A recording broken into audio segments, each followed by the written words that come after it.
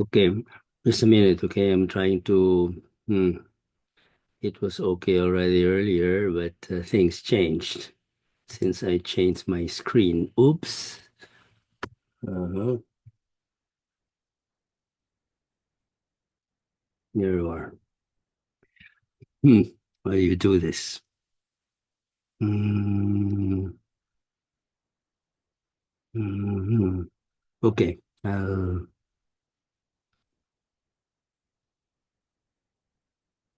just exchange my two screens. It seems to work the other way around. No, it didn't. Um, just a minute, okay? If I put it on slideshow, it will disappear. It will disappear. There you are. Um, hmm. The display setting. Optimize for best appearance. Okay. Mm, anyway. Hmm.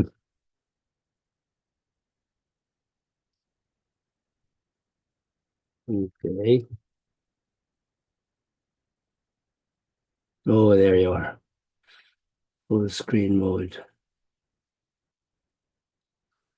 Okay, just a minute. I discovered the solution. Okay. That's it. Full screen mode. Full screen mode. Okay. There you are. And okay. Share. Share screen one. Share. Okay.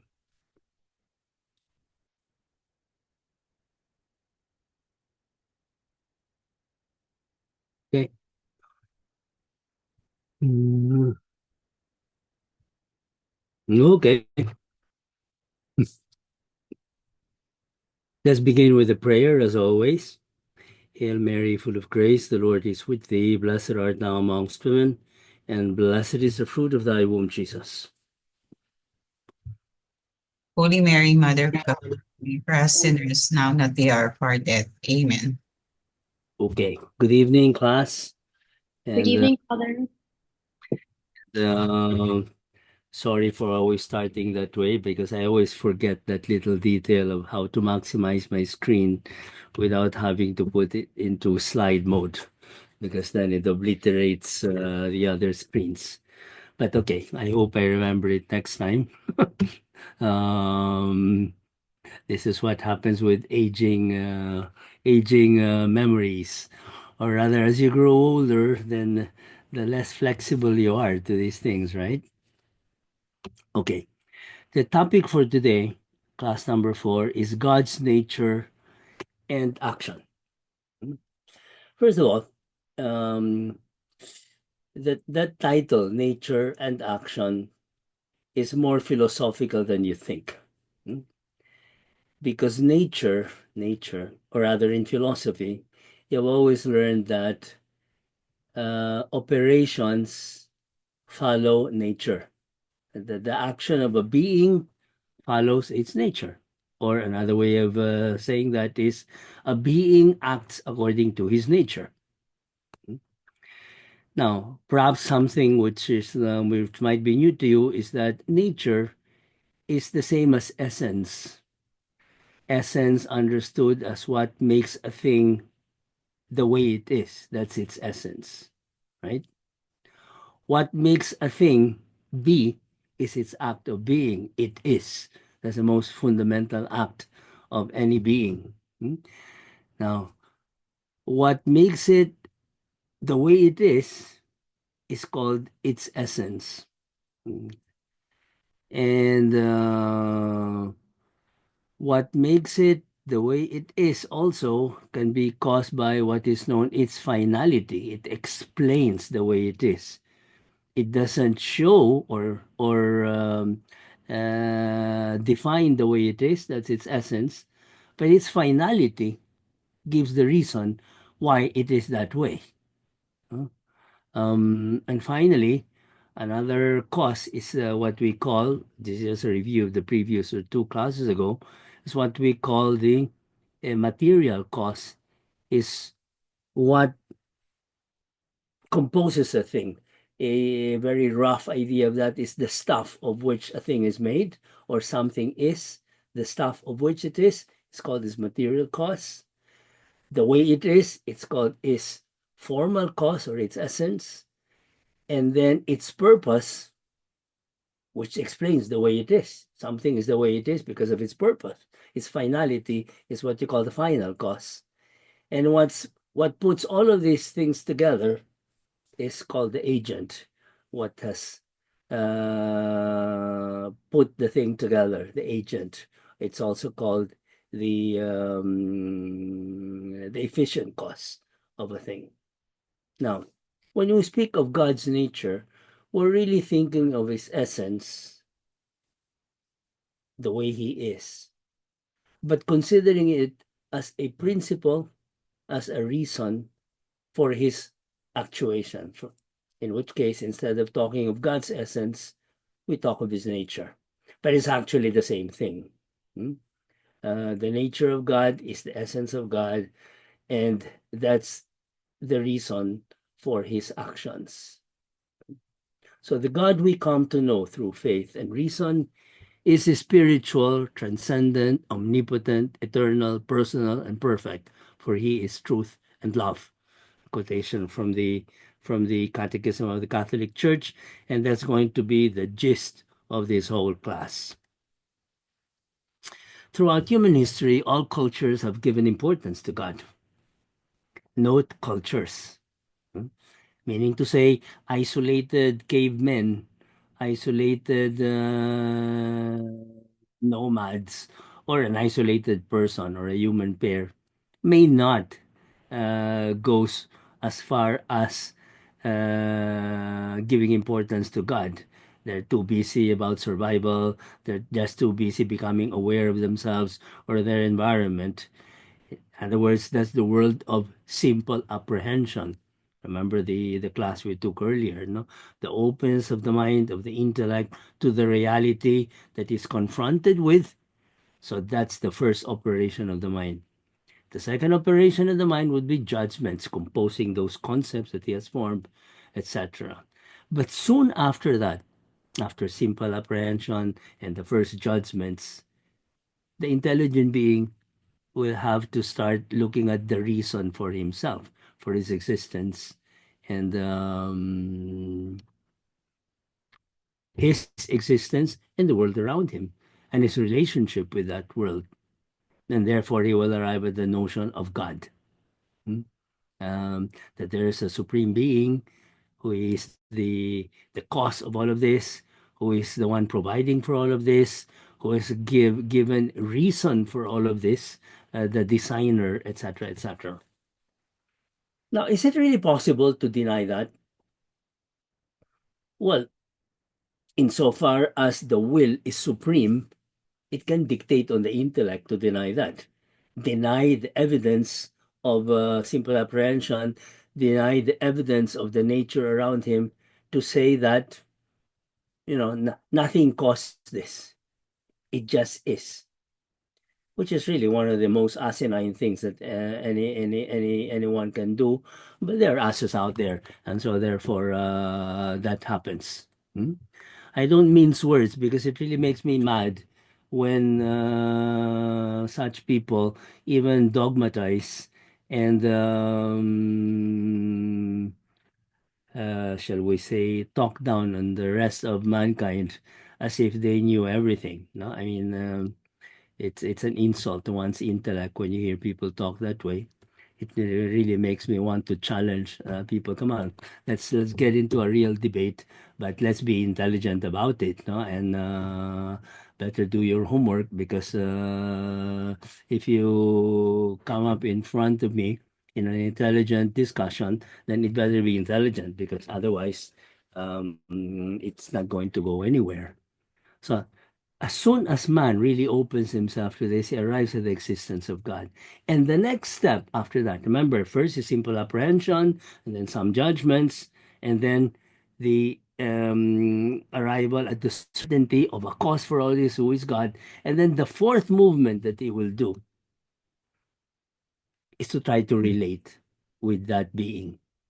And that's what we call religion. Religion is nothing but the attempt of the rational creature to relate with the supreme being, to relate with that being who he calls God. He can call him some other way, but that the reality will be the same. The cause of all this, the provident God, the designer, the finality of everything else. So, and that's what we call religion. And the mark of all civilizations in history is the religious phenomenon. Hmm? The minute you see representations of the Godhead or manifestations of man's attempt to relate, not just relate, but to honor, to worship, and even to pray to that Godhead, that's what we call religion, and is the mark of civilization. Until you see such traces, then there's no civilization. So what is there? Well, individual human beings, isolated tribes, etc., etc. And even in that case of isolated tribes, the fact of the matter is, even the so-called caves of Altamira in Portugal, when you look at those caves and the cave paintings, and you can see their representations that you can only surmise would be the a representation of the deity. No, uh, normally a little fat figure there, a little feminine is Mother Earth, Mother Nature, Mother everything, the Godhead. Hmm? So indeed, the first signs of civilization are generally found within the religious. What differs from civilization to civilization is the nature of the god or gods that are believed in. In some pagan religions, for example, the forces of nature were adored as concrete manifestations of the sacred, giving rise to a plurality of gods ordered in a hierarchical manner. And that's what we call polytheism. And you see that among the Greeks, see that among the Nordic gods, and you even see that in the Orient, when you go to India, for example, where you have gods for everything. In India, there are thousands of gods, not just hundreds, thousands, because they have called God every conceivable principle of every phenomenon that we have. These are the God of the earth, the God of the forest, the God of so many gods, right? It's That's why there are religions, plural, plural. Mm? And mankind would have stayed with that phenomenon of a plurality of religions because of our fallen nature, because of the limitation of our intellect, because of the effect of our own experience, which is what? Which many times lacks unity. There seems to be plurality of forces acting on us. And it's quite conceivable that behind each one of those things, the weather, the harvest, the earth in itself, or the behavior of the earth in itself, that behind that would be a supreme being doing it. Once in a while, you would find a civilization that instead of ascribing all of those phenomena to different principles, so therefore different gods, coming up with the one God who is controlling everything, who has designed everything. So the one God, actually, if one follows reason very well, like the first three ways of St. Thomas, or the first three demonstration of Aristotle, if one is consistent with logic, one arrives at the conclusion that there must only be one God, not plurality. One uncaused cause, one unmoved mover, one exemplary cause for everything, one finality for everything, and one provident for everything. Why? Think about that. Why should there be one? And I can fire it back at you. Why not? Hmm? If you're looking for an ultimate cause anyway, why make a plurality of ultimate causes? If there were a plurality of ultimate causes, then it's not ultimate. Hmm? One cause is more causal, more fundamental than the other, and is giving rise to and giving reason to the less fundamental cause. So you really have to arrive at the one God. And polytheism is just a manifestation of the limitation of human reason. Hmm? It's as elemental or as easy an explanation as why there are certain civilizations that are, for example, good in math. Hmm? I don't know how many of you are aware of Vedic math, the math of India, which they have been perfect in since thousands of years ago. No, I have a classmate from Philippine Science who's the guru and the chief promoter of Vedic math in the Philippines, and really, it's an amazing math if you master it. Um, it's math. Hmm?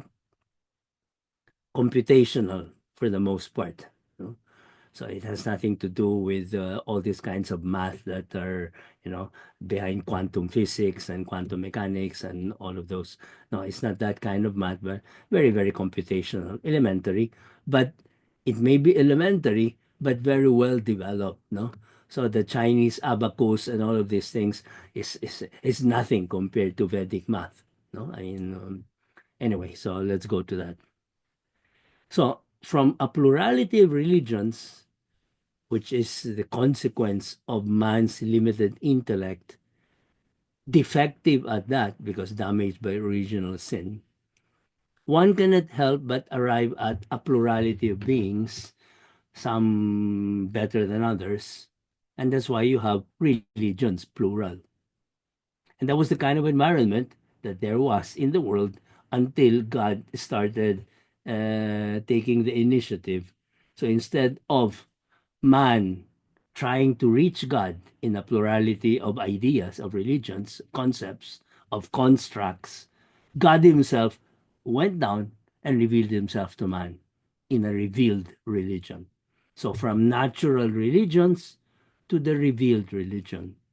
Now I ask you, isn't it logical that a revealed religion will be more perfect than a man-made tayo-tayo approach to God, right?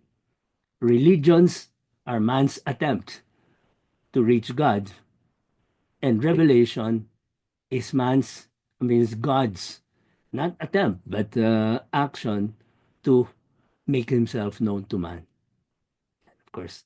And that's the reason why the revealed religion, which is the Judeo Christian tradition, is far superior to any other religion for that matter. No? As a matter of fact, that's one of the preambles of faith. Remember when we studied this?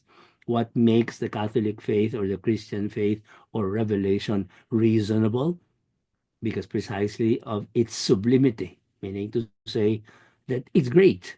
There's no religion as great as the Judeo-Christian religion. No, you cannot compare it. For example, sometimes people, and I don't mind saying this, comparing that all religions are the same. They're just attempts to reach God. Yeah, they're equally quote unquote attempts, but some attempts are better than others.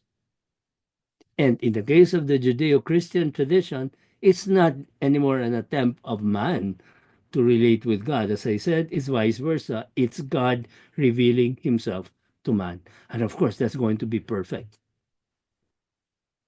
As Pope John Paul II, St. John Paul II also used to say, while there are many opinions and there are many errors, there's only one truth. Religions may be almost like opinions, uh, partial truths. Because after all, if one is really honest in trying to understand God, then he's going to get an idea of God, um, more or less good, but more or less, and many times less, until God Himself reveals Himself. Okay, now, so therefore, the fact that we have the revealed truth um, gives us an advantage. All the rest of religions are, as I said, man's attempt, and this is God revealing himself. And what does God reveal of himself? Hmm? So, what did God reveal regarding himself? First of all, to the chosen people, and in the fullness of time, in Jesus Christ speaking to man. These gods, going back, were not transcendent to this world in the gods of the religions. In ancient Greece, for example, the supreme divinity in the, sorry, why is this like this? There, it's better. In ancient Greece, for example, the supreme divinity in the pantheon, Zeus, was thought to be subject to the same absolute necessity, which is what we call fate, that governed the rest of the world, including the lower gods. The fact that this fate was often blind and seemingly devoid of rational meaning led to the tragic view of existence that characterizes much of the thought and literature of the Greeks. That's why the Greek drama is basically the tragedy. Hmm? And not just the Greeks. When you go to the north, the Nordic mythology, for example, like the Song of the Nibelungs, for those of you who study these things, no, the Nibelungens lead. There's that famous line. Backtracking a bit, if you notice that the Norse mythology is tragic. Hmm? Um, the Valkyrie, the Song of the Nibelungs. They're all tragic. Even their legends are tragic. Why is it like that? Well, I don't know. Maybe something to do with the weather. And if you live in an area like Norway or Finland, where half of the year is dark, then maybe it leads to a little bit of melancholy or sadness. Contrast that with somebody living in the islands of the Pacific, like the typical Filipino, and he's always pabanjing-banjing all the time because he doesn't even have to provide for anything because he can just go pick something, no? Like I remember a priest friend of mine, Father J, used to say that here even the Meralco posts sprout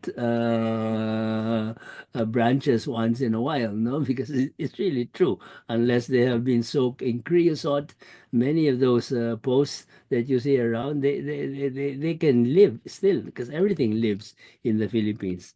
That's why to die of hunger in the Philippines is really noteworthy. No, nobody should die of hunger in the Philippines. Hmm? It's just like, okay, pardon the digression. I can't help it. Um, just a little aside. Rest. Uh, I was commenting. I was praising the good complexion of the two daughters of a friend of mine, young daughters. And they said, "Oh, what do you call that? Skincare lang yan, father." So I thought what they meant was, you take care of your skin. Until I realized, no, they meant the product, skincare, and the series of beauty salons called skincare, no? And then somebody commented, sa dinami-dami ng skincare dito sa Maynila, father, kaya kung pangit ka pa, kasalanan mo na. Hmm? So it's like it's kind of mean to say that, but it's true, no? And that um, given the kind of background that we have had, given the kind of exposure that we have had, given the fact that we're in the 20th century and are open to all kinds of thoughts, for someone to still think that there is no God, in other words, to fall into atheism, cannot be an innocent ignorance anymore, because that's one of the questions that came up in the Google Classroom. No, that is it possible to have an honest to goodness atheist who really just thinks that there is no God? Well, no, not in the 20th century, because you turn on anything and you will see discussions on the existence of God. So for someone still not to be aware that there must be a God, at least to be open to it and start investigating, then that would be what you call supine ignorance or crass ignorance, which is affected by a, shall we say, a vitiated will. They're ignorant because they want to. Hmm? Just like the person who's pangit because he doesn't want to take care of herself. So that's that. But with the minimum of effort, she can make herself presentable. No, unless of course she was born with a deformity. So interestingly, several scholars of the history of religion have concluded that many polytheistic civilizations show evidence of a progressive loss from an original revelation of a single God. That's a very interesting conclusion, no? That it would seem like, you know, because there's several civilizations with more and more polytheistic bent. But if you trace it backwards, it would seem like the original civilizations, the oldest signs of the Godhead, of the religious phenomenon, pointed to a belief in a single God. And it was only with the corruption of human nature, the progressive corruption, if you can call a progressive corruption, no? Of going deeper and deeper into misery, that polytheism came to the fore. But the original, the oldest traces of civilization showed a belief in the one God, the one. However, and this is important, even in the most degraded ancient religions, we can find glimmers and signs of true religious devotion. And what are these? Well, the attempt to adore the God, to offer sacrifice. Sacrifice meaning, you know, always understand the word sacrifice not in terms of suffering, but offering. A sacrifice is an offering. Sacra facere, to make holy. No? To make holy because you're offering it up to God. And then the idea of the priesthood, that in order to offer created reality up to God, you need an intermediator. Again, that's just like a recognition that, we ordinary mortals, we don't deserve to be offering sacrifice. We need an intermediator, and that's what we call a priest. A priest is the intermediator between the supreme being or the God and his creation, men. So you always have priests or priestesses in for that matter, because in certain cultures, instead of having priests, they had priestesses. Hmm? And then the idea of offering and of prayer. Can you imagine prayer? No? Why pray? Oh, because precisely you're trying to ask favor from the God. You're trying to reconcile yourself with that God, giving thanks to that God, worshiping that God. So that's prayer, etc. Thanksgiving. Hmm?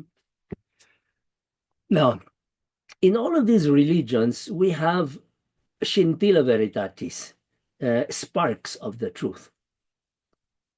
That's why recently, remember, one of the most recent brouhahas that they had leveled against the poor Pope is when he was in Singapore and he was talking. He had that interfaith symposium.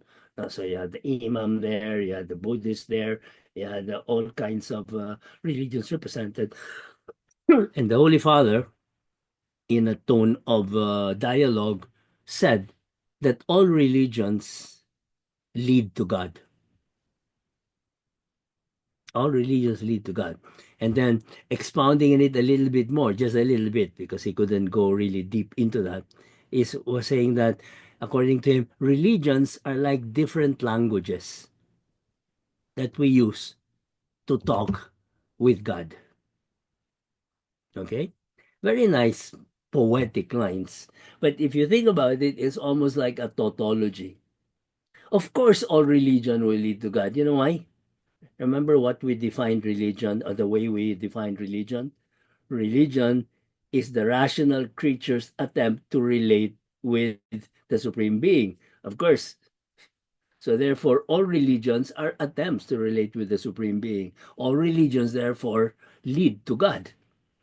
But since there are human attempts, there will be plus and minus.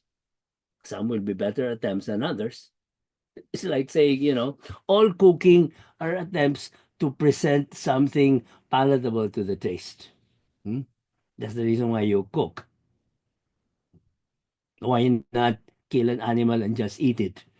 Or cut down a vegetable or a plant and just eat it? Why? Because it doesn't taste so good. So all cooking are not just to make the thing more digestible or shall we say more shall we say hygienic. It's also to make it more palatable, right? But who's going to deny the fact that some cuisines are better than others? No. Then I will remember that friend of mine who once said, no, because we asked him what he wanted for his birthday, and he said something like this: I've tried French cuisine, Spanish cuisine, English cuisine, all kinds of cuisines, but to me, the best is still Pangasinense. It comes from Pangasinan, no? So I always use that, pardon me, lung, because lung there is from Pangasinan. But, if you want to be objective about it, how can you really compare Pangasinan cuisine with French cuisine? I mean, you cannot do that, right? One is better than the other. For not to say the cuisine of Mindanao with the cuisine of Pampanga or even of Bacolod or Iloilo. I mean, it's just is a different thing, right? So there are religions, some are better than others, until God Himself said, "Oy, ganito ako," and then we have the right religion. Hmm? But in all of those religions, we can see traces. Hence, God is the source of all that is good and all that is beautiful and all that exists. But this reasoning brought with it other problems, as what happened with that dialogue with the Pope, of the Pope with those people, because immediately others taking him out of context and even making him say things that he didn't say would charge him with religious indifferentism, meaning to say that so all religions are the same. He didn't say that. What he said was all religions lead to God, but they're not the same. Hmm? It's like there are many roads leading to Baguio. They all lead to Baguio, but they're not all the same. No, the Quezon Road is shorter, although albeit more challenging than what do you call that? Than Marcos Highway. And if one of these days you try to approach Baguio from the north, huh? Approach Baguio from the north. Yeah, why not? No, take a boat, go around, go to Cagayan, and from there go to Baguio. Well, that's really a roundabout way of doing it, right? All roads, all of those routes lead to Baguio, but some are better than others. And this is the next step. Flaws of the Greek religious belief. Hmm? Here we're trying to dissect the religious phenomenon in order to arrive at the conclusion at the end of this class that, okay, all of those are attempts. Some attempts are better than others. And the best is not an attempt, but rather a self revelation of God. No? Now, why were the Greek religious belief why was rather the Greek religious belief defective? Number one, it led to the idea of a God who was so perfect that he ended up far removed from the life of mortals. The indifferent God. Remember the drama of Prometheus. Hmm? Um, you remember Prometheus, right? Allah. Those who are too young there wouldn't even have studied Prometheus. No, I belong to a generation that still studied Greek mythology, and you remember what Prometheus or who Prometheus was. No? He was a man who wanted to approach quote unquote divinity by learning how to make fire, and according to that myth, only the gods had dominion over fire. So for Prometheus to dare to make fire. In other words, to bridge the infinite gap between God and man was something very, very wrong, immoral, and he was condemned for it. No, now another flaw. So this is the one flaw, no, that of making God so transcendent, so supreme that it doesn't have anything to do with mortals. Now, the other thing is that the supreme divinity remained isolated in a perfect independence, and even the possibility of establishing relations with human beings was seen as a sign of weakness, since it would imply some lack or deficiency on God's part, as if for God to relate with man shows dependence somehow. He needs to relate with men. But why should God, if He's really infinite and supreme, why should He need to relate with man? So that was the thing. Hmm? All of this, of course, are answered perfectly well in the Christian religion, and we'll get into that afterwards. Third, also, there did not seem to be any way of accounting for the presence of evil. And to me, this is the most challenging thing. If there's a God who is all knowing, all wise, all powerful, and the author of everything, actually, there was this child. I will never forget the incident many years ago when I was stationed in Hong Kong in the 1980s. There was this child who used to come down to the center of Opus Dei, a very cute little girl, maybe 6 years old, who would come to the center, knock. I discovered later on, at the encouragement of her Filipina yaya, with all kinds of reasons, to bless this, to bless that. And what she really wanted to do was to visit the chapel. Mm. She was fascinated by the fact that in a simple flat, because it was a flat, that we had a quote unquote, in according to her, a church. We had a church inside our apartment, so to speak. No, and she was fascinated by that idea. Well, one day the older brother of this girl came. Imagine a Chinese boy, 9 years old, very white, very fair, very chubby, cute, no? And then asked me a question, Father. This is an intelligent question. If God is so good, why is there so much evil in the world? My heart fell. uh, how can a child like this be asking this question? So I had, what do you call this, scary pictures of what kind of evil is he experiencing, no? The child abuse in that apartment of theirs, or is there, I don't know what kind, maybe the father was a triad, and then, so I had to ask him, "What evil are you talking about, my son?" And then you know what he said? Typhoons, snakes, sharks, and all of those natural phenomena which are scary. So if God is so good, why are there typhoons? Why are there sharks? It's so I had to explain to him. You remember, he was 8 years old. That all of these things are not evil. They're part of nature. The only thing is, we're so puny that if you get side by side with a shark, then it really gets scary. Or if you get caught by a typhoon, it could really be damaging. But as far as the earth is concerned, all of those is just part of nature. So I had to. But there are other evils. Like what? Well, I don't know. The people kill each other, that cheat each other, that make war on each other. So that's the kind of evil. That's real evil. So that question of the presence of evil in the world is quite valid. Why is there evil in the world? Hmm?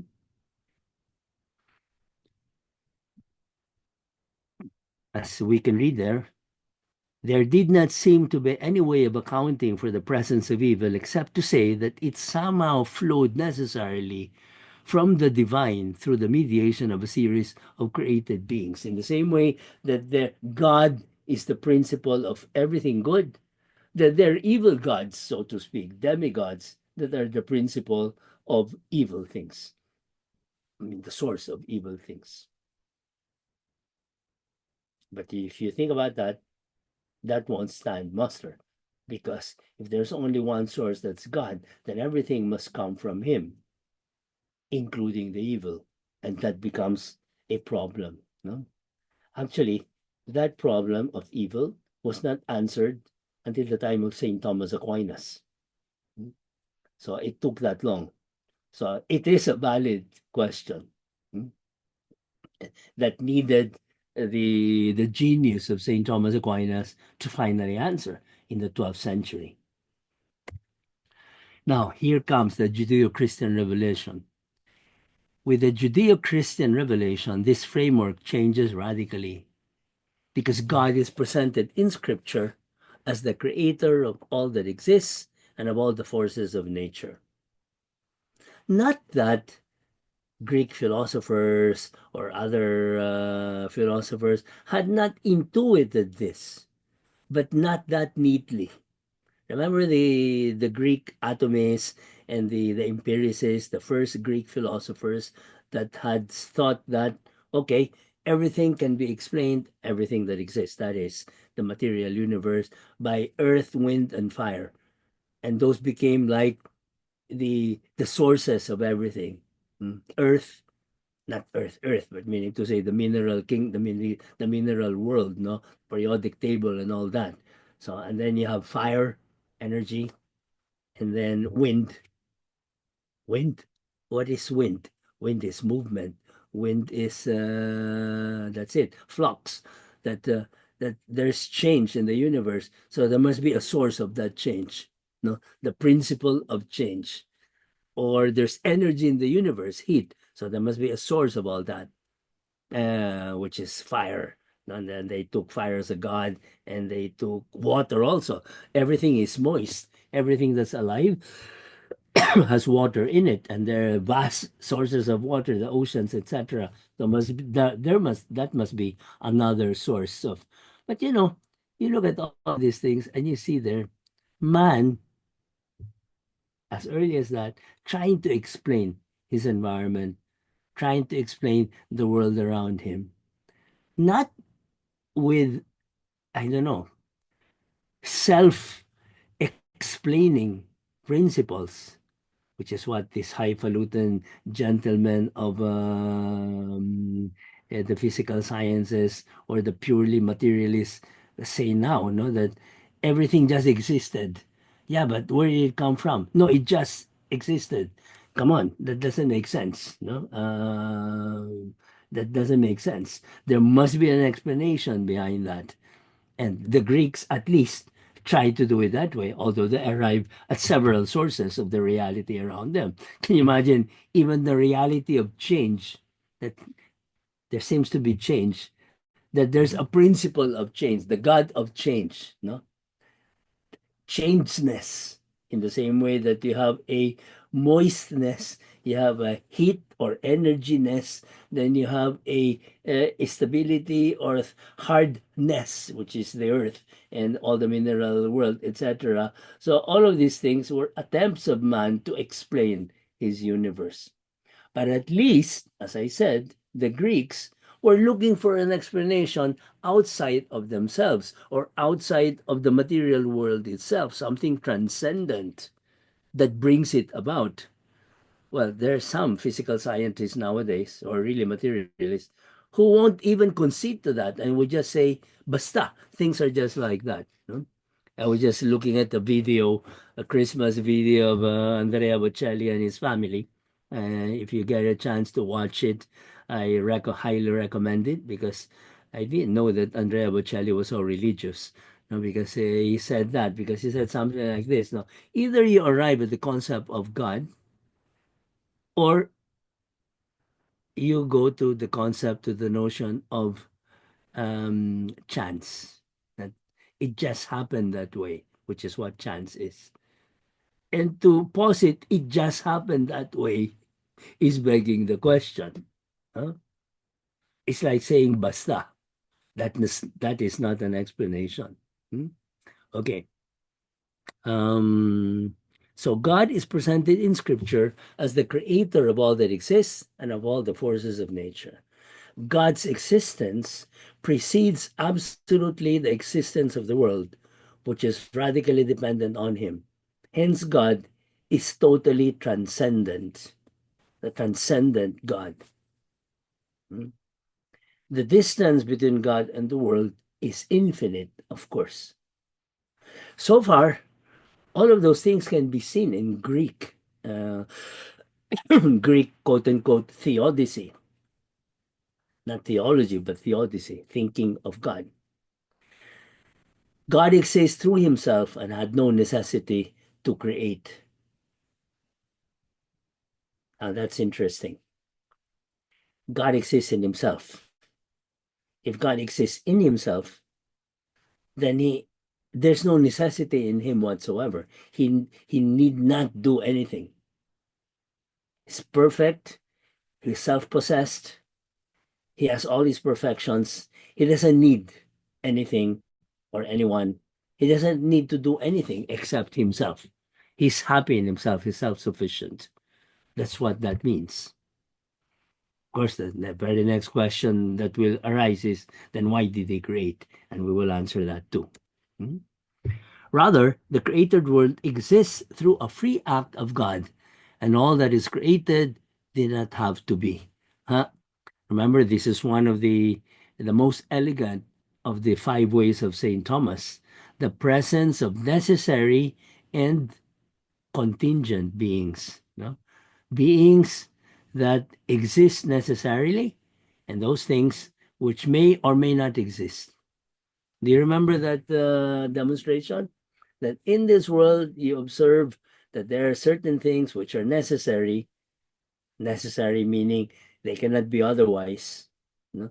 And other things which are contingent, they may or may not be. No? Now, those things which are necessary, right, are either necessary in themselves or necessary because of another. Okay? Now, it's not possible that all things are contingent. You get that? It is not possible that all things are contingent, that they may or may not be. Because if something may or may not be, then there was a time then it was not. It's not just a play of words. These are metaphysical considerations. If something may or may not be, then there was a time when it was not. Now, if all things were like that, may or may not be, then there was a time that there was nothing. Then how do you explain that there's everything? Hmm? And the only explanation for that is there must be necessary beings, beings which cannot not be. And something which cannot not be by himself or because of another. And but that other can also be necessary in himself or with another. And you cannot go in an infinite series of necessary beings. There must be one necessary being which explains the existence of all the other necessary beings, which in turn explain the existence of the contingent beings. That's the third way of Saint Thomas, which is very elegant. Hmm? But I suppose you have to be a philosopher to appreciate that elegance, no? But try and you will see how elegant that demonstration is. No? Now, next point, number six. From the point of view of created things, however, they necessarily depend on God for their being and existence. Precisely because created things are created. There was a time when they were not. They were created. So from not existing to existing, that's not actually very accurate because the correct expression of that should be from not being to being, possession of the act of being. Hmm? Not the fact of being, that's what existence is. The fact of being, that's what you call existence. The act of being is being. Okay, a little bit of a sidebar here. Footnote. Um, let's see. I hope you do realize the difference between existence and being. Existence is the fact of being. Now, the fact of being is according to the knower, not according to the existing or the thing that is. When you say something is a fact, it's a fact to you. You see it, you understand it, and you affirm that it is. Then that's a fact. But even that without anyone knowing it or affirming it, if that being is, it really is.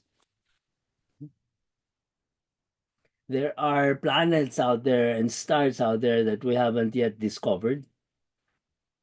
So we don't know for a fact that they're there, but they are there. And one of these days we'll discover them, and then it will be a fact for us. You see the difference between fact and being? Hmm? Until something is known, it's not a fact, but it may be. Now, quite different is that from it's not being. If it's not, then you can really cannot know it because it's not. It will never become a fact. Okay?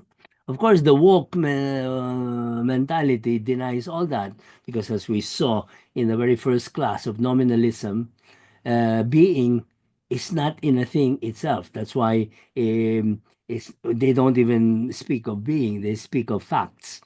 But even facts, there are no facts.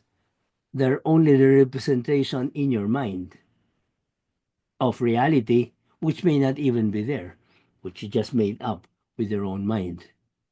What a big jump that is from reality. Hmm? So the human mind, creator of reality. That's what woke is. You may think, wow, that's bizarre. Well, that's at the bottom of these people trying to invent genders, for example, other than what corresponds to the sexes. And because of that, trying to invent ways to change their sex just to rationalize their change of gender. Can you imagine even something even more crazy than that? And so therefore they try to transition. Hmm? I just remember a joke that says there was a guy making this consideration. It the scientists have seen that the life extend expectancy of a man nowadays is 85 years old or 80 years old, and the life expectancy of women is 90 years old. No, I'm already 84, so but maybe if I transition, so so maybe if I transition, so that's the kind of mentality that you have out there, creating reality. No, but that's nominalism, right? But look at what's happening with us. The real danger that is scary. At least with the nominalist, the danger is that his mind is creating reality. But nowadays, we're even confronted with a world where the reality is being created for us by others. Fake news. You can't even accept reality under its own terms anymore. You don't know whether you're really watching a real video or it's been AI'd, so to speak. No, so that's really scary. That for all you know now, you're looking at me watching this lecture, but how do you know it's me? Maybe I'm computer generated, right? And I'm brainwashing you to become the greatest heretics of Quezon City. So it could be like that, right?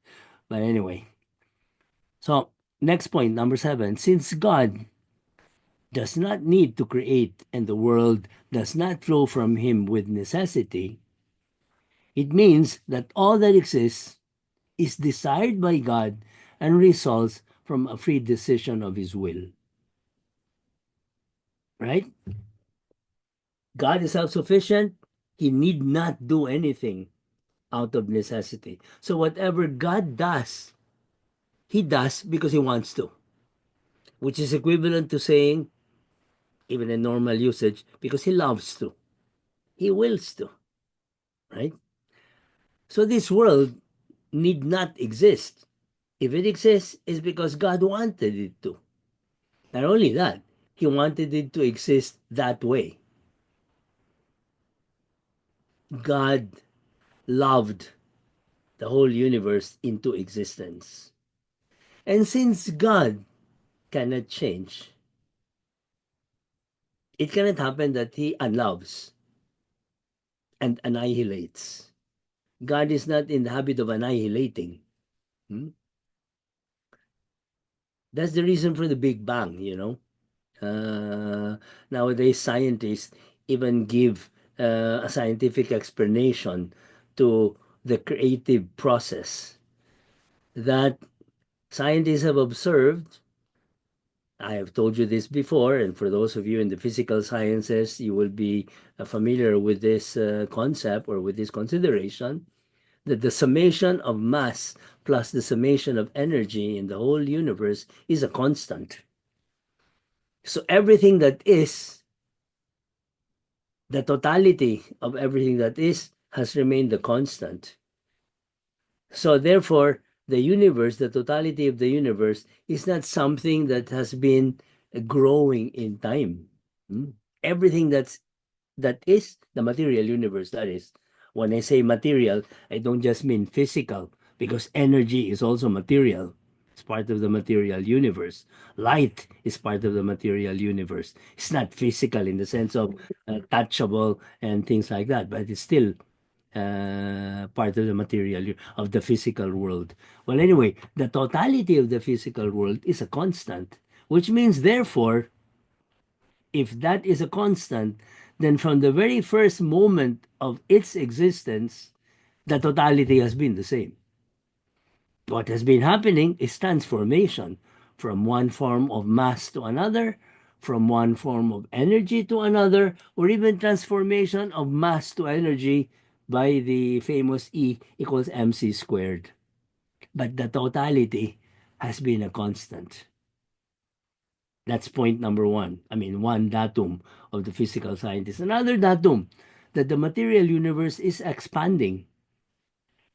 You have read this somehow, and those of you with a background in physics and the natural sciences or physical, you know this, that the universe is expanding. If it's expanding, you can project it backwards, and the scientists have arrived at the conclusion that it all originated in a point.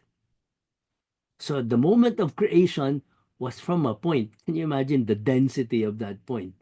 The whole universe fitted in that point.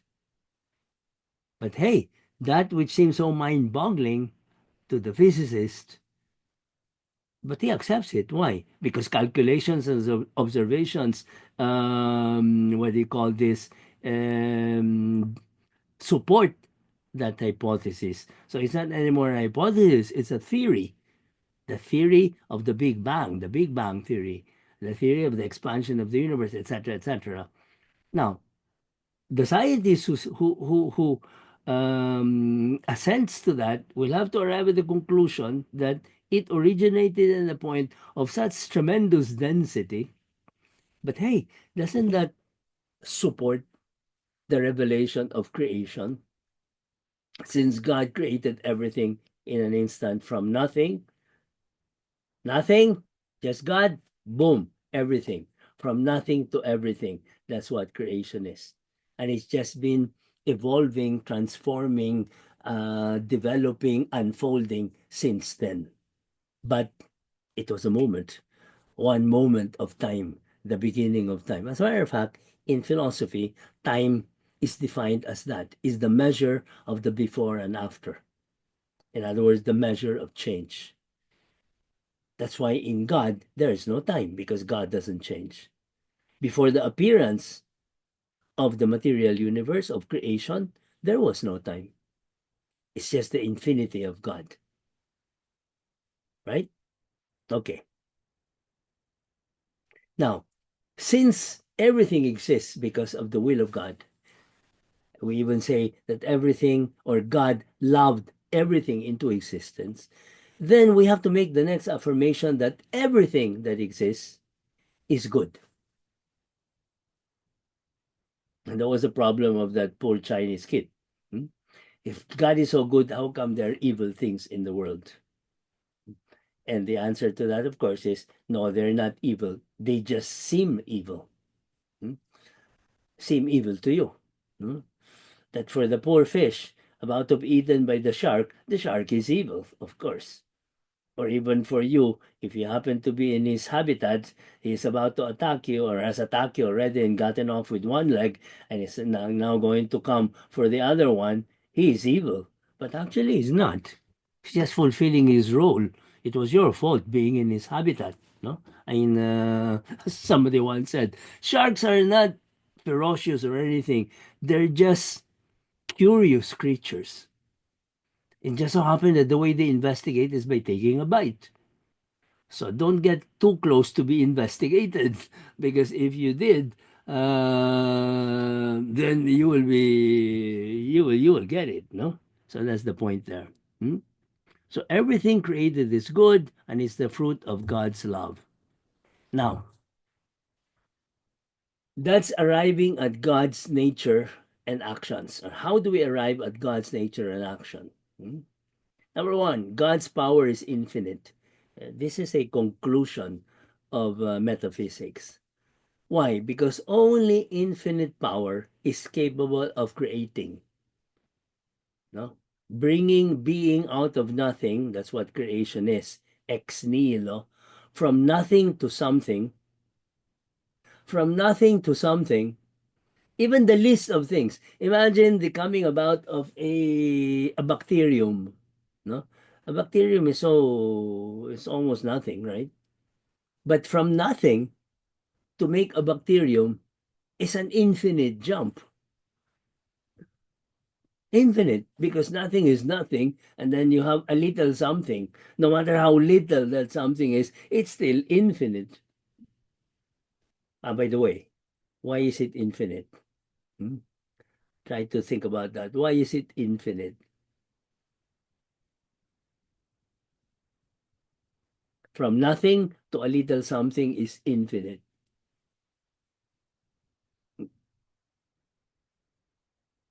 Because nothing is nothing.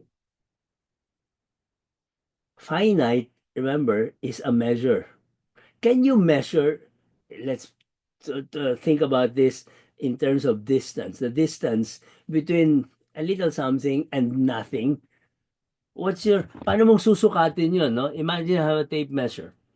You have a point there, yun, nakalagay na doon. But then the other end, you can put it anywhere because precisely it's nothing. Nasaan ba yung nothing na yan? No? So it's infinite. You can measure the distance between nothing to something, no matter how little that something is. Get used to thinking in these terms. This is philosophy. This is metaphysics. And it's very real. The only thing is, for the longest of time, people have been used to just thinking of material things, physical things, measurable things. But there's something beyond that. That's what we call meta. Meta means beyond, beyond physics. Hmm? Okay? Next point. God's power is so great that he wants to maintain his relationship with his creatures, including saving them if, because of their freedom, they distance themselves from their creator. This comes close to the heels, or in answer to that error in Greek theodicy that thinks that God is so transcendent, so great, that he does not care about his creatures. That's actually what's behind the Masonic idea. No, what makes a Freemason a Freemason? Now, what's the philosophy behind Freemasonry? Hmm? That makes it so unacceptable to the Catholic Church. By the way, don't never get tired of explaining this. That Freemasonry is not compatible with the Catholic faith. Hmm? And if some people think it's compatible, it's because one of two things. One, they're not good Catholics, or if they're good Catholics, then they're bad Masons. Hmm? Because to be a good Mason, you cannot be a good Mason and a genuine Catholic at the same time. Hmm? Why? And here is where we go to what I always say, you have to think in terms of principles. The principle of Freemasonry is the idea of what is called Whoa, what's it called? Um, what's it called? It escapes me right now. Deism. Deism. Hmm? And what is deism? The idea that, yes, there's a God who is the architect and the cause of the whole universe, but he created the universe and he doesn't have anything to do with it. It's this precisely that God is so transcendent, so supreme, so perfect that sure, he created everything, but then he does not relate with what he has created. It doesn't have anything to do. So you have a creator, a designer, a fabricator, but not a provident. Hmm? Now, if God is a creator, the designer, everything, but does not have anything to do with we as creator. As a matter of fact, the image used by the philosophers of old at the time of deism was that God is like the clockmaker who makes a clock perfect, a Swiss movement. He winds it, and then leaves it there. And the whole creation is just ticking by itself, and he has nothing to do with it. Now, at first glance, that doesn't seem to be so harmful. So what's wrong with that? As long as he created a perfect universe and it's sticking by itself. What's so wrong with that?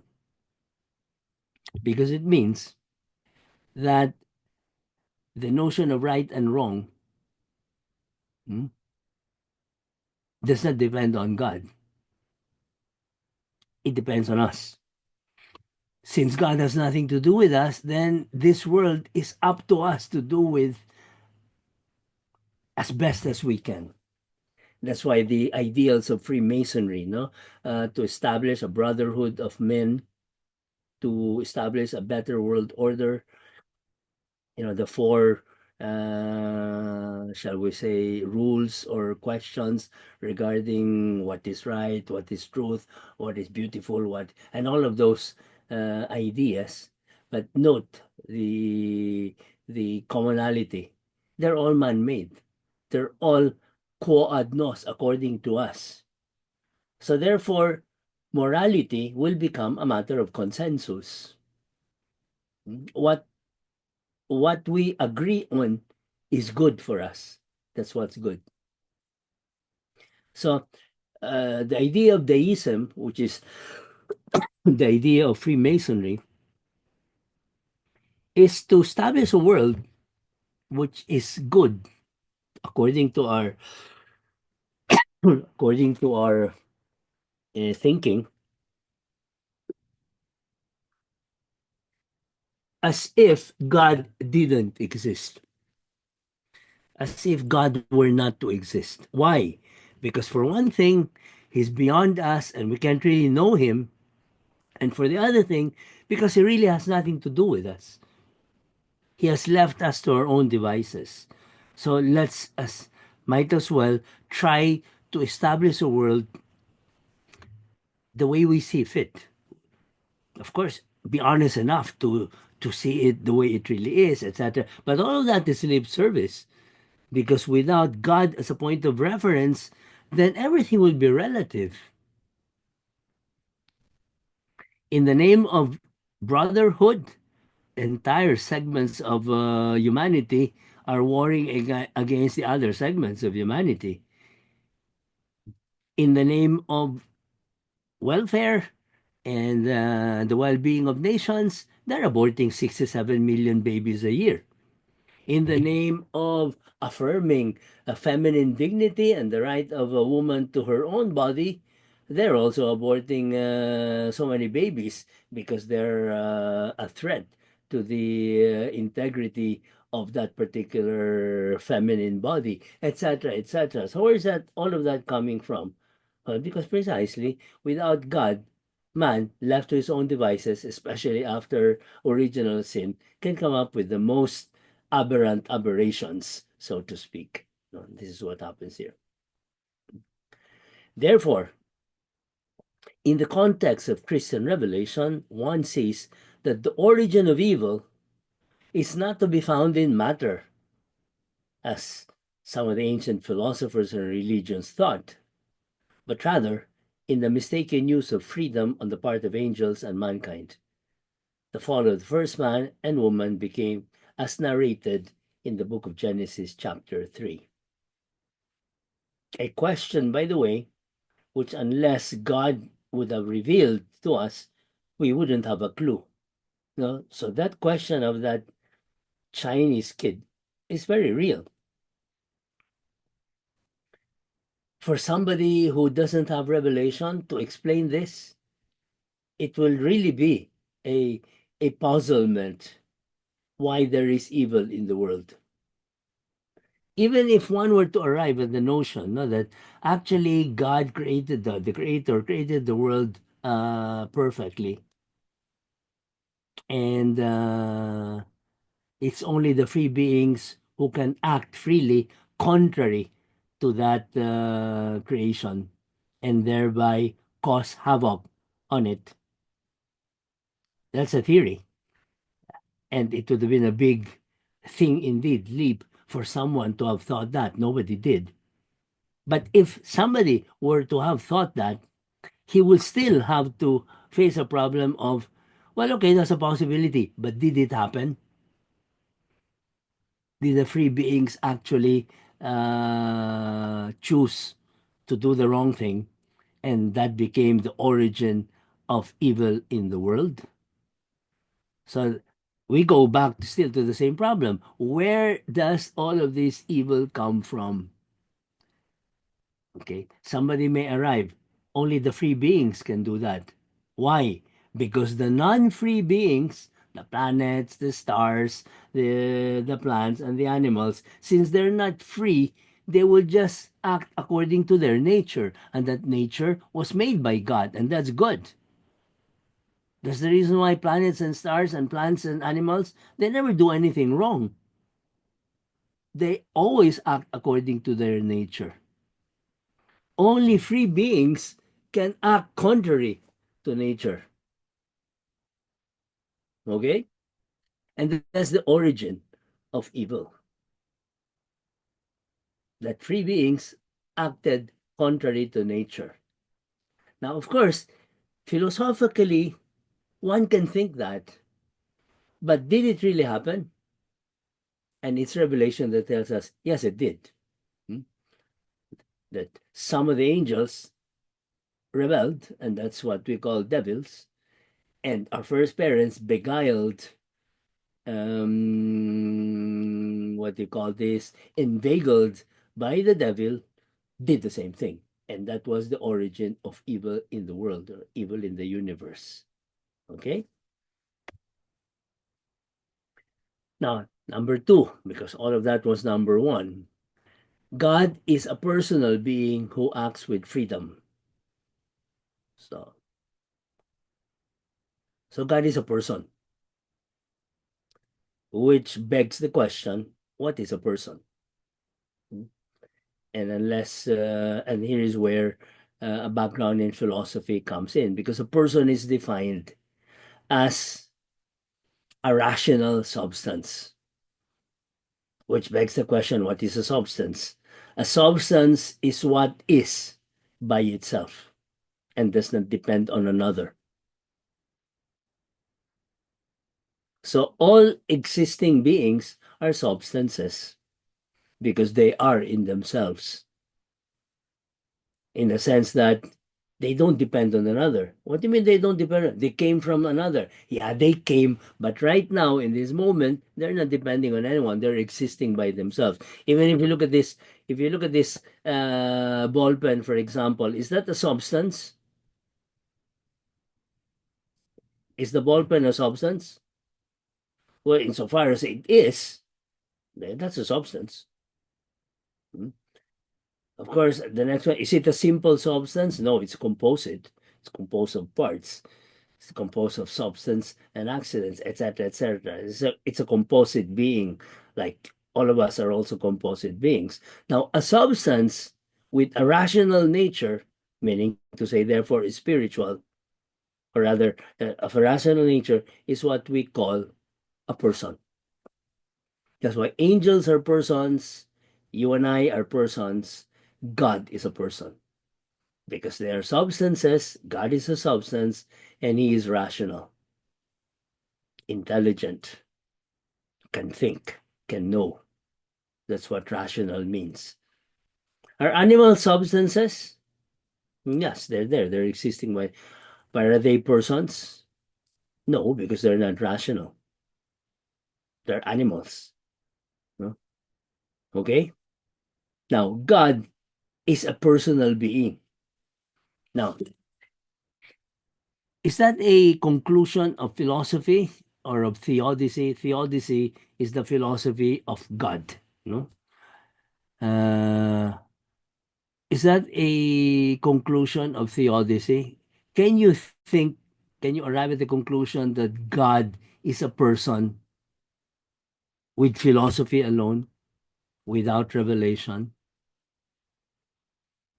Is tantamount to saying, okay, with philosophy alone, you can arrive at the notion of a supreme being, the uncaused cause, the unmoved mover, etc., etc. But that unmoved mover, uncaused cause, is that a person? Or can it be just an energy, a force, like in Star Wars? May the force be with you and also with you. So, you know, does it have to be a person? And you can see that no, it can be an energy precisely, an infinite energy that is the explanation for all everything else. Doesn't have to be a person. So only the God Himself, revealing Himself, can tell us that He's a person and not just a force or an energy. And where does He reveal that He's a person? There, it's there. No? In Exodus 3, the burning bush, I am who am. He uses the personal pronoun I am. That's what do you call that? That's a personal verb. Hmm? Who? That's a personal what do you call this? Pronoun. Am. Again, a personal verb. No? So God revealed that he's a person. This name, which is mysterious for us, was even more mysterious at the time of Moses, of course. So God revealed himself to Moses as the living God, the God of Abraham, the God of Isaac, the God of Jacob. God also revealed to Moses his mysterious name, I am who am, Yahweh. Already in Old Testament times, this ineffable name of God was replaced by the divine title Lord. Thus, in the New Testament, Jesus was called Lord, El Shaddai. No? From Yahweh, I am who am, to El Shaddai, the Lord. Now, the name of God revealed here has received three possible interpretations. God reveals that he transcends all human knowledge, thus protecting us from the temptation to misuse our friendship with him, as happened with the pagan deities through the practice of magic. I am who am. The Hebrew expression used here implies that God will always be with Moses because he is faithful and is always on the side of all who trust him. I am who am is in the present tense. I am. It wasn't I was or I will be. I am. Now, am, you can say, okay, that's just in the present. Yeah, but 1 second from now, he's still I am. And yesterday, he was still I am. No? Here's a restful joke. I had a friend who, when he was a kid, their mom, who I used to call Tita, she's dead now, told their maids to always speak to them in English so that they would get used to speaking in English because they were going to Ateneo and all of that thing.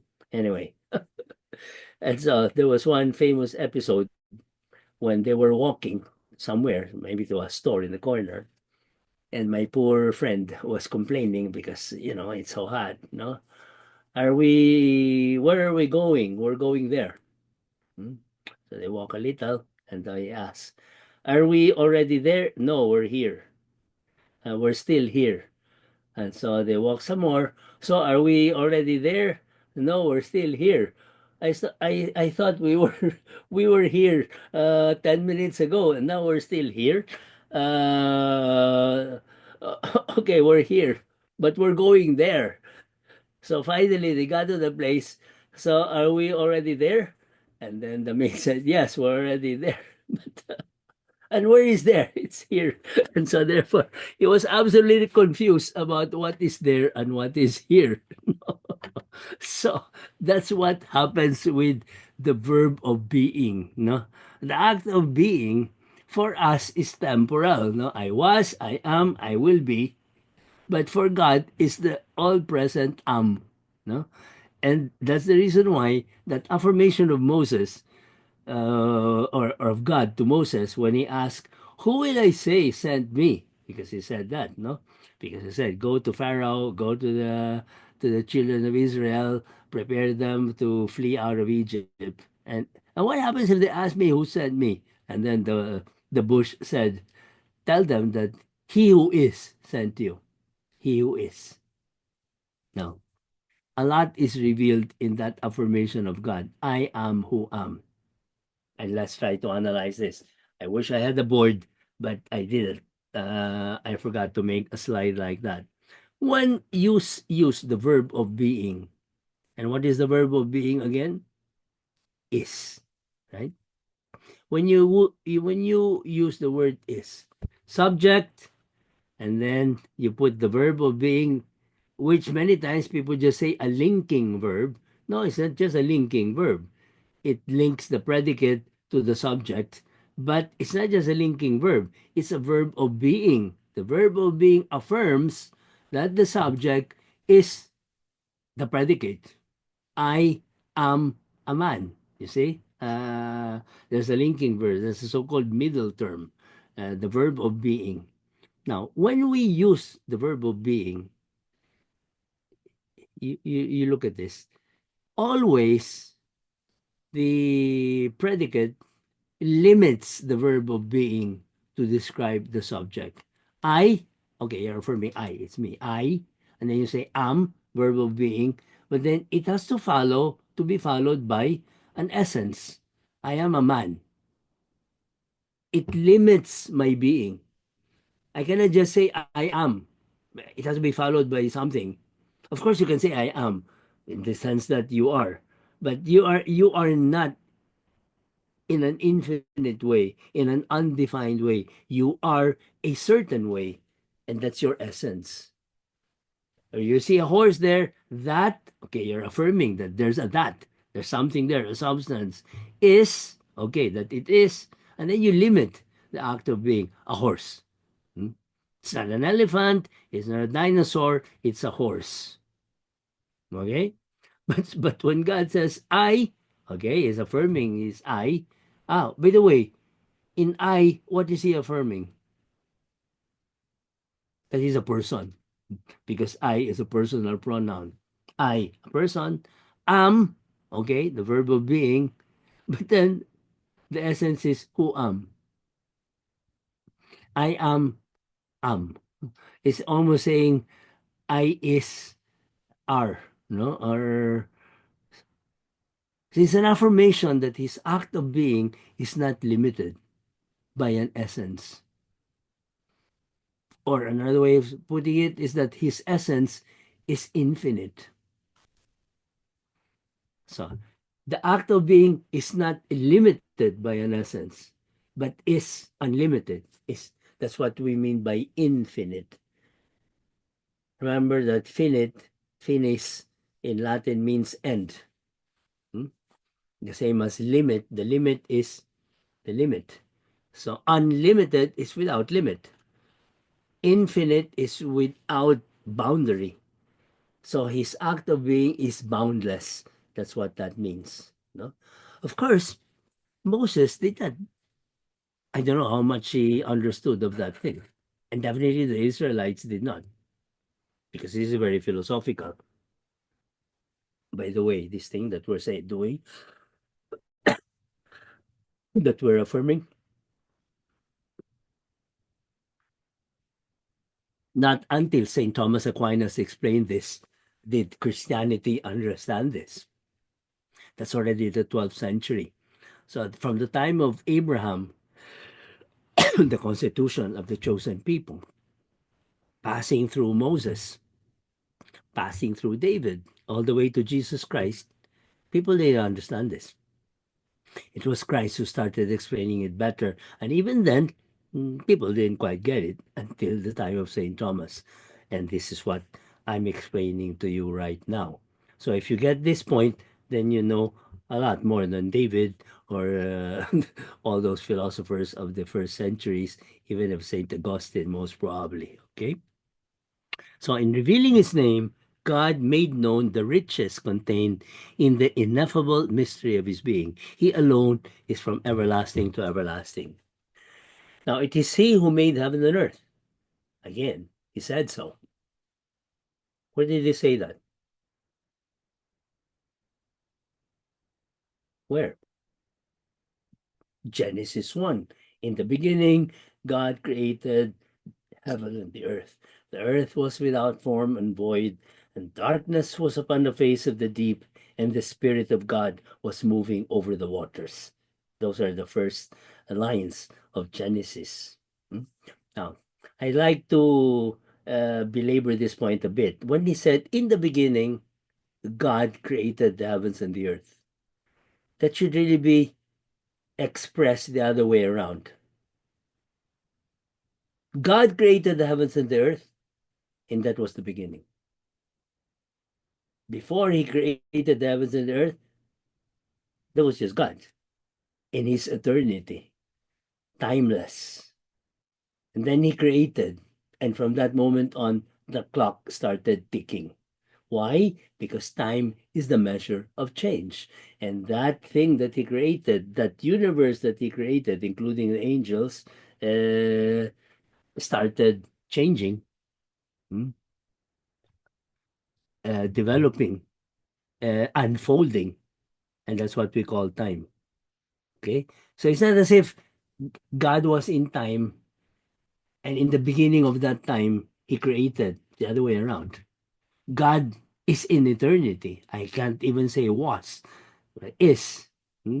But that is has been, that is there. No? And then He decided to create, and when He created, time began. Hmm? So it is He who made heaven and earth. He is the faithful God, always close to His people in order to save them. Hmm? So He created people. Yeah, where do you see that? Again, first Genesis, no? And so God said, let us make man to our image. And so God made man to his image. To his image, he made him, male and female, he made them. Quite a bit of revelation there, no?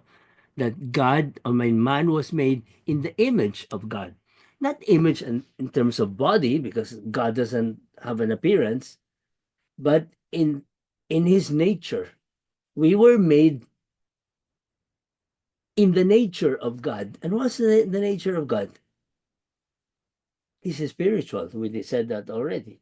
He's a spirit and he's person. So God made us as persons. So if you paraphrase that statement of Genesis, it would be something like, in the beginning, God created heaven and earth, etc., etc. And then, let us create man to our nature. And so God created man according to his nature, a spirit, a person like him, and male and female, he created them. A male human person and a female human person. Just two. There was no other possibility. He didn't say God, he created a male and female and all the other shenanigans that they're going now. They're cis-sexual or transsexual, whatever other thing. No, no, no, just male and female, period. Hmm? Third, he is the highest holiness, rich in mercy, always ready to forgive. Okay, what do you mean by holy? God is holy. What is holy? Bernadette is so sleepy. Okay, I promise to. Wow, I've been at it for 1.5 hours already. I will finish. I will finish. No, because I said we will do this always 45 minutes to 1 hour. But this is a long class. I have three more slides. No, now His holiness. What is holy? Holy is the quality of God that makes Him the greatest good. No? Um, but then that begs the question, what is good? Good is what is desirable. And why is it desirable? Because it's good. Then that's a tautology. It's desirable. When you say desirable, that there's a tendency towards it, but a free tendency. That even the free being tends to that, not just by nature, but because he sees that it's what completes him, is what good for him, so therefore he tends to that. Now, the highest end that completes the human person, that also completes creation, that is God. And then you think a bit, of course it has to be that way. Why? Because God is the creator of everything. Only by everything being aligned with him, in sync with him, can they really be true to themselves. Of course, the non free beings do that as a matter of course. A tree is still a tree. mm. A chair is still a chair, even if there's no one sitting there, etc., etc. And the seasons and everything will be the way it is because God created them that way. They don't have a choice.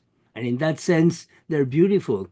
That's that the whole material universe is functioning like clockwork, like a symphony to their creator. It's only the free being that can say, thanks, but no thanks. I want to do it my way. Hmm? And that's the reason for evil in the world. Hmm? So he is the one who is spiritual, transcendent, omnipotent, eternal, personal, and perfect. He's truth and love. In this context, revelation is seen as an absolute novelty, a gift we receive from on high and which we should accept with grateful acknowledgement and religious devotion. Just come to think about it. Imagine if you accept a very, very complicated spaceship, no? Capable of traveling everywhere with all the power and all the amenities, etc., etc., etc. But then you have to figure out how to run it. You even have to figure out what each thing is for. I suppose it's going to take you quite a bit of time before you discover everything, no? But what if it came with a manual? Then you'll be very grateful. Buti na lang, there's a manual here. And that's exactly what revelation is. Are we capable of discovering all of these things? Well, not quite, because unlike the spaceship, they're all finite. But many of the things, like for example, the things about God, they're infinite. They're really beyond our capability of even thinking or even imagining, right? So we're totally dependent on revelation on those things. And on the other things, which we are, they're natural revelations, we said before, that they're natural truths, rather, that we're capable of reaching them, but only with effort and not in an error free way. But here again, God goes ahead and reveals them to us. That's why revelation is such a great gift that we should always consider as something to thank God for, that gosh, buti na lang we were born in a Catholic country. Buti na lang we have the Bible to tell us all of this. Buti na lang we have all of this because if not, we'll still be guessing. Or, and mind, try to understand this. It's not to belittle other religions, no? Would you rather be a Muslim, no? And do the things that are they're doing in Iran, being subjected to the pronouncements of the Khomeini, the Ayatollah there, and doing all kinds of crazy things. And especially for women, that's really such a raw deal, right? the Muslim Islam is such a raw deal for women. So, despite all their bravado in saying that they're happy with their religion, if I were a woman, I wouldn't be happy being a Muslim. No way. You're downtrodden, second class citizens. You're chattel, so to speak. No, I mean, how can you be happy with that? Well, with bravado, they say they are. You know, really why? They really don't have a choice. If you ask any one of them, would you rather have been born in Iran or in, I don't know where, in Italy, for example? Let's see. It's just like the homosexuals. They try to or the LGBT. They try to rationalize it, justify it, convince everyone if it's okay. But I still have to meet a single homosexual who I ask him honestly, if you could do it again, if you could be born again, would you rather be born straight or gay? Hmm? Honestly, if you meet someone who will really say, no, I'd rather be gay, then you have to try to reason out a little bit more and to expose the chicanery and all of that reasoning. He's just trying to justify a misery that he already has. It's like being blind. It's okay to be blind because anyway, I know how to,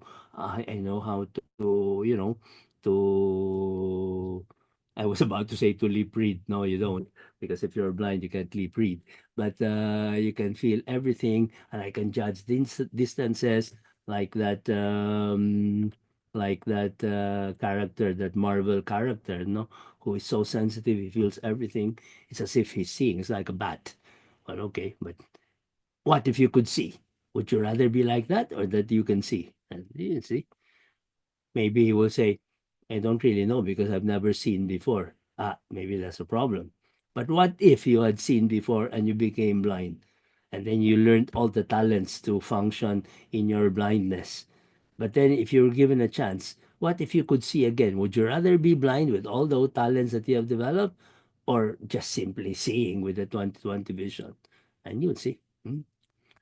So man falls on his knees before the wonder of a God who, while totally transcendent, becomes interior intimo meo. That's Latin. More interior to me than myself. No, thou art more inward to me than my most inward being. You see, that's the thing with Latin. That expression, thou art more inward to me than my most inward being, St. Augustine, who is a master in this, could express that in three words: interior intimo meo. Look at the power of Latin. Hmm? Uh, just three words, and it's that whole sentence, really. Thou art more inward to me than my most inward being. Interior intimo meo. Hmm? Because intimo is an adverb, hmm? The adverbial form of the noun. So interior is more interior. Hmm? Interior is comparative.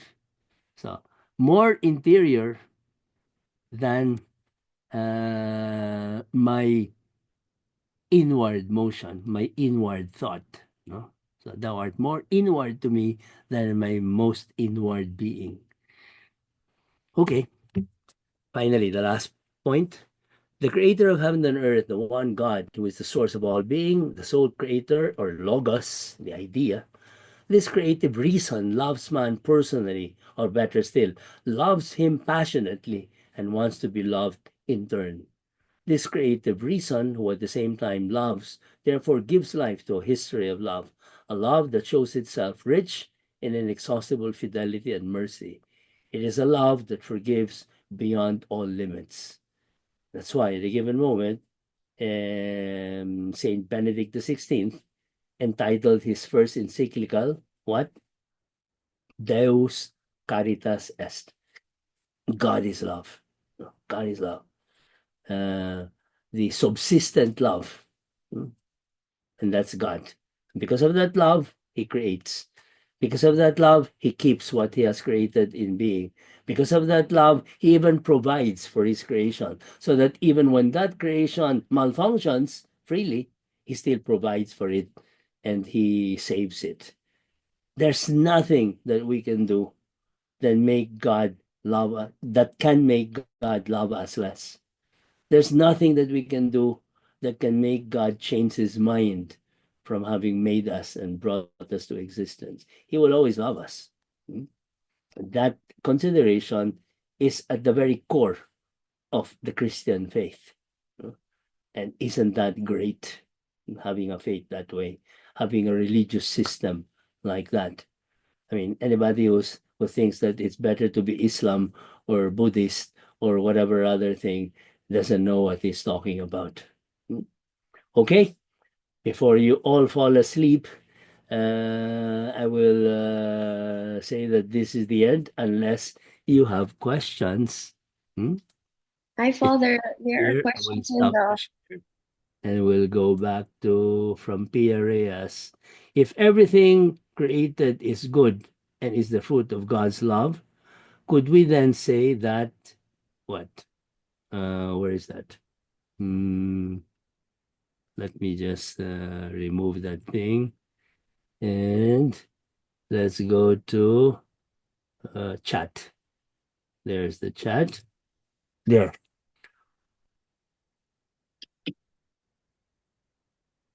If everything created is good and is the fruit of God's love, could we then say that nature, as originally created, was not intended to cause human harm, but that the origins of nature's potency for harm and destruction started with the fall of man, for that matter, also the angels?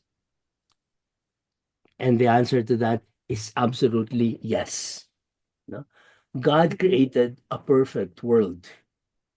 Paradise, remember, was even called a garden of pleasure because there's nothing wrong with pleasure if it's done correctly. And paradise was that. It was an arrangement where everything was functioning the way God created it.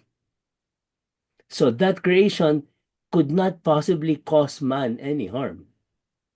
But man is free and he could cause harm to that creation and in so doing also to himself. So yes, man, the free being, because before man, even there was the devil, the angel, is the root of all evil. Let's try to correct that. Um, is the occasion? It's not even a cause because evil is the absence of a due good. So yeah, you have a creation which is good, which is perfect according to God. If you take away parts of it, the due good. Like what? Well, you have eyes that they're supposed to see. But what if you become blind, you see? Then that's an evil, a physical evil. Or you have a tree that should be bearing fruit, but it doesn't bear fruit. That's an evil. So it's the absence of a due good. What God created were good. But God, I mean to say man, has caused disorder in that creation so that the due good was not forthcoming or sometimes doesn't come. That's the reason why, and this you can check this out with your personal experience. If you look at all the evils that you suffer in your life, you can see that they're man made. You can never say that it came from God. No? Huh? What if I suddenly get cancer? Uh, nobody caused it. Think again. Hmm? Why is there so much case of breast cancer nowadays? And because of all the chickens that you're eating, it's full of hormones and all kinds of chemicals and things like that. In paradise, there was no cancer. It's like that. That when you inspect or investigate hard enough, you will see that everything that every evil that happens is man-made. How about a typhoon? Well, a typhoon is not evil unless you get caught in the middle of it. But why should you be caught in the middle of it? No, there was so much talk of the tragedy of Yolanda, but if you look close to it, you know they were warned. They didn't heed the warning. So in other words, it's always man-made. No? Of course, there are attenuating or mitigating circumstances, rather, that they had no experience, they didn't quite believe, or the announcement were not clear enough, etc., etc. But at the end of the day, they put themselves in harm's way, or they didn't get out of harm's way. So it's always man-made, no? One way or another. Because if you think about it, why should God send something evil to his creature? A creature who he made to his image, who even after sin, he saved, he redeemed by becoming man and dying on the cross and continuing to care for. Why should he cause pain to that person? No? All our pains are always man-made. Either we make them ourselves or others do it. Perhaps we don't see it immediately, but you look far enough, and you will see the human source of that suffering. Hmm? Okay, next question. How does God's will not interfere with man's freedom? Is it because God has foreknowledge of what each person will do? Is God's will fulfilled only by choosing instruments, people who he knows will carry out his will? Answer to that. Human freedom is more far reaching than you can think. No? Things that are happening to us now are the results of the exercise of human freedom by the times even before Magellan landed in the Philippines. Only God can see as far back as that. But the thing is, God does see, and not only that, He can also see to the future. And so, respecting human freedom, those things that He can manipulate, He does in order to optimize the results. What are the things he can manipulate? The weather, climate change, the animals and the plants. How about man's actuation? No, he cannot manipulate that because he respects our freedom. But knowing all of that and and how it will play out in time, since he is above time, then he quote unquote manipulates those things that he can manipulate to optimize the results for us. That's what divine providence means. And that is the reason for number one, our, shall we say, security, our certainty. Now, because some people, they get anxious because they're not certain of what's going to happen in the future.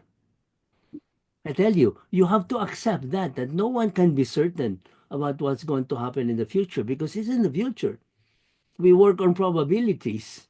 No, if you fix your bed, well, you took a shower beforehand, you're hoping for a good night's sleep, and you put an alarm so that you wake up tomorrow at the right time to go to the airport at the right time to take a trip that will bring you to the Holy Father, etc. You see, all of those things are probabilities.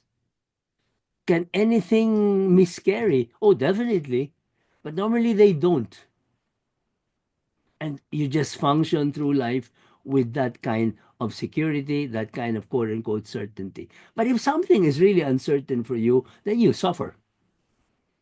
And something in the future, will I pass the bar or won't I pass the bar? Can you imagine the anxiety of all of those people who are happily celebrating their passing the bar right now? But 2 days ago, they were in pins and needles. Now, here's the thing, you cannot be certain about the future, but there's something you can be absolutely certain of. And what's that? That God is in control. So, regardless of what happens, He is going to manipulate things in such a way as to optimize the outcome for you. So, even if, for example, like somebody was asking me to pray for him because he was even telling me, I'm not worthy to pass. So he asked me to pray for that 3 months ago. He asked me to pray for that a month ago. And he asked me to pray for that a few days ago.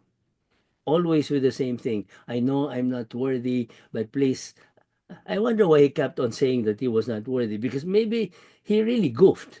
No, he didn't study enough, and it was if it were up to him, he knew he'd flunk. But he was asking me to pray that he passed. Okay, I never heard from him after the result, so I really think I mean, and letting time pass a little bit to give him enough chance to come to terms with what has happened, because I really suspect he flunked. Because there was no feedback after all of that thing of I know I don't deserve to pass. Now I'm going, you're right. You see, it has you have verified your prediction that you didn't deserve to pass. If it's any consolation to you, so that's what's going to happen. That many times we really even goof, but God optimizes it. If there's anything that He can do about it, He optimizes it. I told you the example of that person who took a drink too many and fell into a ditch, narrowly missing a tree. Did I tell you that? No?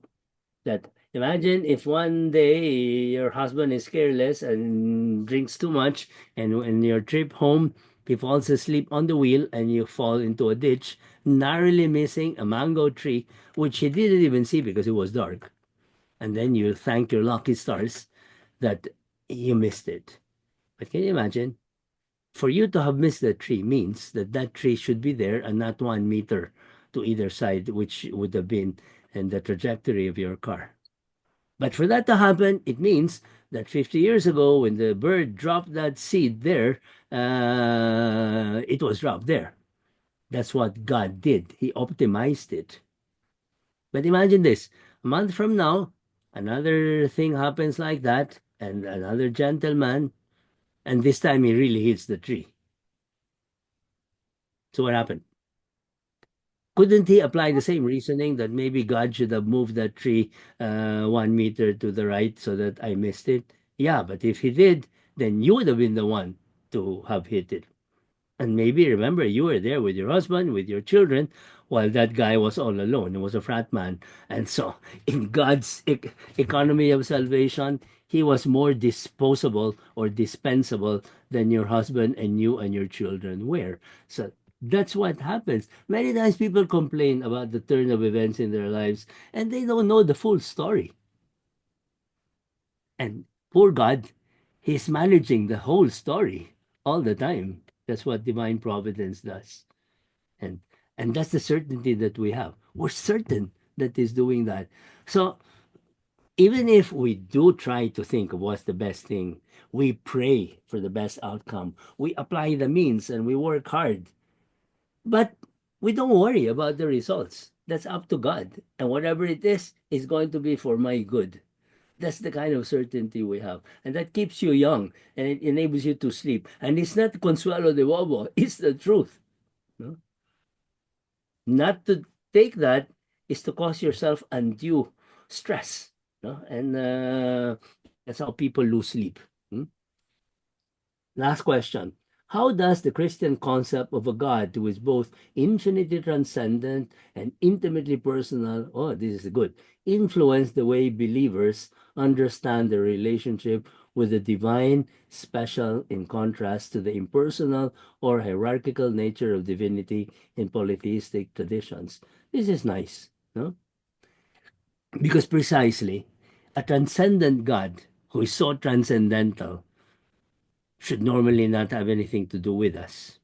And that's what deism comes to. But because of revelation, we know that that transcendent God, who really doesn't need us and can do without us, has chosen to love us as a father would his children. That's the great revelation of the Old Testament. And that's the great revelation of the New Testament also, that God is a father, no? That he loves us and is in the most intimate of us when we're in grace, the indwelling of the Blessed Trinity, remember. But all of these are revelations. That's why the revelation is empowering. No? Somebody who knows these things is empowered. No?